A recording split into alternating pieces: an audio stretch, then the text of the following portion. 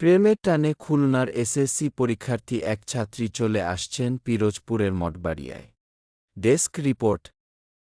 পিরোজপুরের মঠবাড়িয়া উপজেলার ৬ নম্বর টিকিকাটা ইউনিয়নের ৬ নম্বর ওয়ার্ডের ভেচকি গ্রামে এক এসএসসি পরীক্ষার্থীর অবস্থানকে কেন্দ্র করে এলাকায় আলোচনা সৃষ্টি হয়েছে।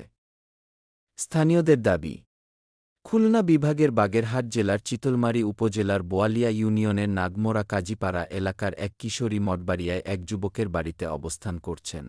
স্থানীয় সূত্রে জানা যায়, রুস্তমের ছেলে ফোরকানের বাড়িতে সামিয়া ছদ্মনাম নামে এক এসএসসি পরীক্ষার্থী অবস্থান করছেন বলে খবর ছড়িয়ে পড়ে।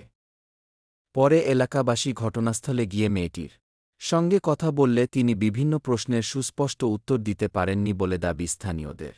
এলাকাবাসীর ভাষ্য অনুযায়ী ফোরকান পূর্বে বিবাহিত ছিলেন। তবে কী কারণে ওই কিশোরী সেখানে এসেছেন বা তাদের সম্পর্কের প্রকৃতি কী, এ বিষয়ে নিশ্চিত কোনো তথ্য পাওয়া যায়নি।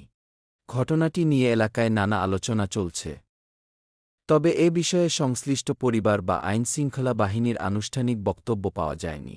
আপডেট নিউজ পেতে ছদ্মবেশী নিউজ পেজটি ফলো করে সাথে থাকুন। আর ভিডিওটি শেয়ার করে দিন।